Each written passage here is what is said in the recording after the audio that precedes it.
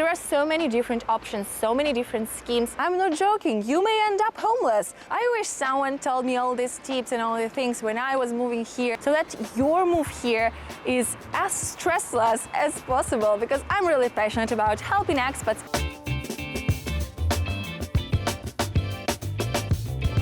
Hey guys, welcome back to my channel. If you've been here for a while, you probably know that I often talk about things like what you need to do before moving to Italy, what you need to know before moving to Italy, and all this kind of stuff to make the life of the prospective expats as smooth as possible and to make your move as smooth as possible. And there are actually a lot of things that you will eventually learn when you move here, like the mentality and the peculiarities.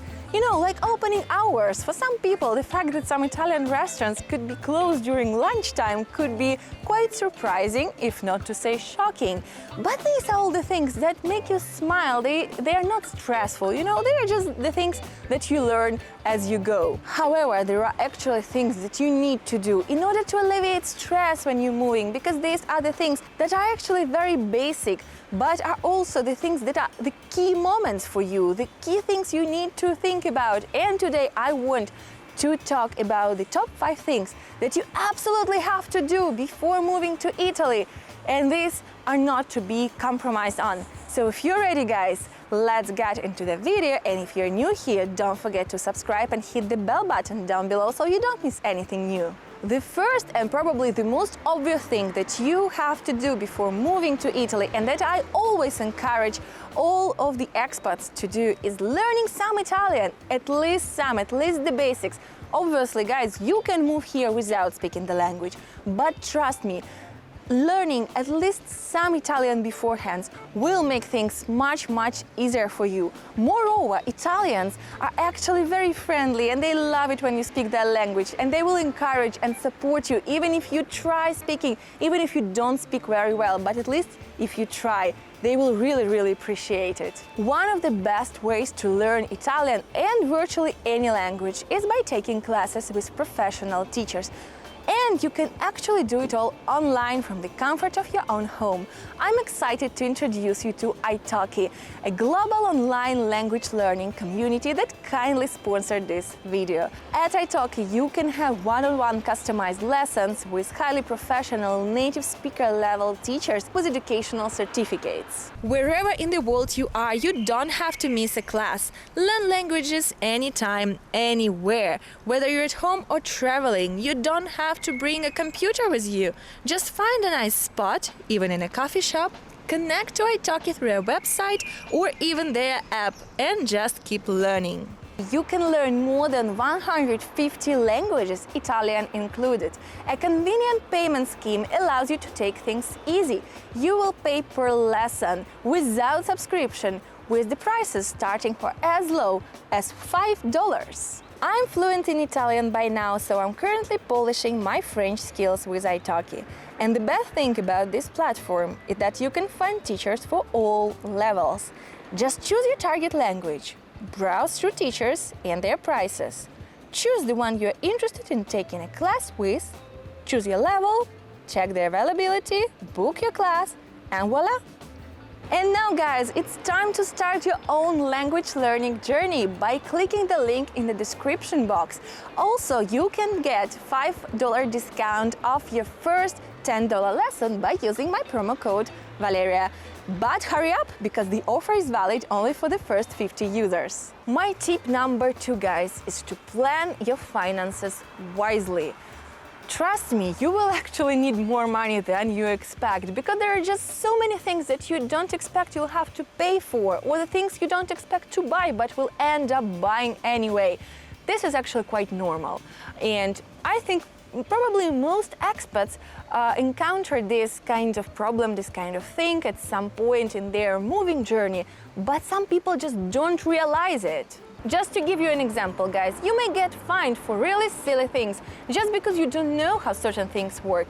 For example, the infamous limited traffic zone in Italy. I actually have a video where I talk more about it, and I will leave you a link up here if you want to learn more about driving in Italy. But so just you know, the bottom line is this. plan your finances wisely, be ready to spend more than you expect, and arrange your budget accordingly.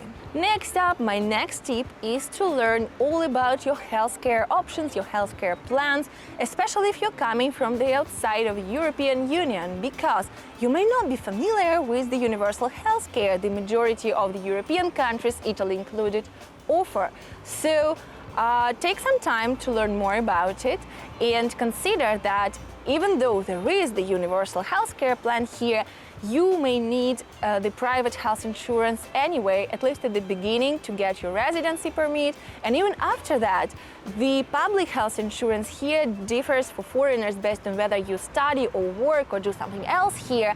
And you will likely have to pay something for it anyway. But there are so many different options, so many different schemes, and I highly recommend you to keep in mind that you will have to think about your healthcare plan when moving abroad and when moving to Italy in particular. By the way, guys, if you want to learn more about healthcare options in Italy, as well as many other things like rent and other stuff, I have so many expat life advice on my Patreon page. You can find the link in the description box. Please subscribe to find all this useful information, much more than I'm sharing even here, just because I give all the information in so much detail there.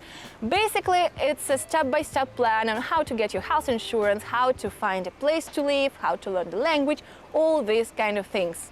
My tip number 4, guys, is to arrange your accommodation, at least temporarily.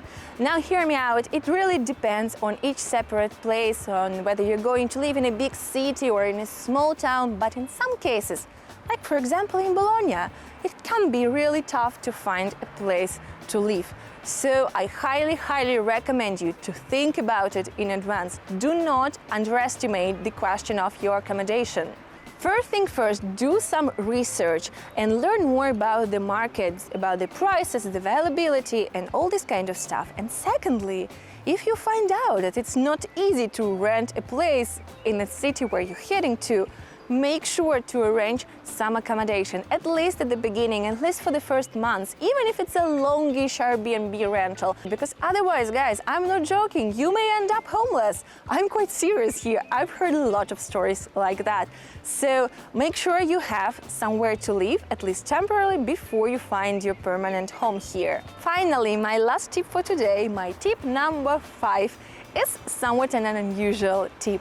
I highly recommend you guys to learn about the useful websites or apps that you'll be using a lot once you move here. Most people actually do not think about it at all, but you have no idea just how much time and money you can save by knowing where to look up for information or which app to use in order to facilitate your life here. For example, if you plan to travel here a lot, make sure you know about the Trenitalia and Italo websites, the websites of the main train companies here, where you can find all the information about the trains, delays, tickets and stuff. You can also subscribe to their newsletters to get the best deals right into your inbox, and also there are numerous apps for car parkings with which you can pay for your car parkings, or for example the apps that give you information about transport strikes so you don't end up going to the train station and there is no train because there is a national strike or something like that. So make sure you are aware of these apps and do your research to prepare yourself better. Another very useful thing to know about is the website or the app of Poste Italiane. By using this, you can book your postal appointment, so you don't have to wait hours and hours in the queue at the post office.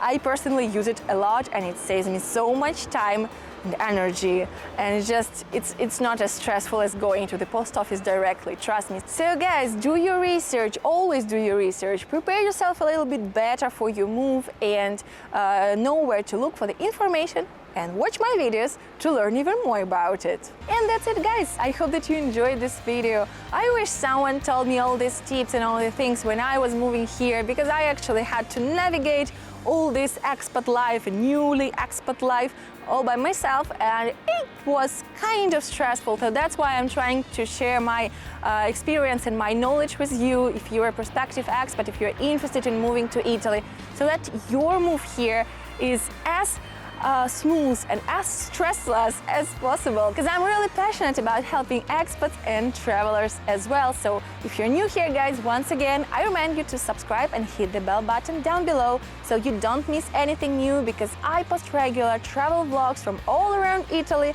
as well as expat life advice and different chatty videos. And as always, guys, please don't forget to like, comment and share this video with your friends so I can make more videos like this. Thank you so much for being here, and please enjoy your day.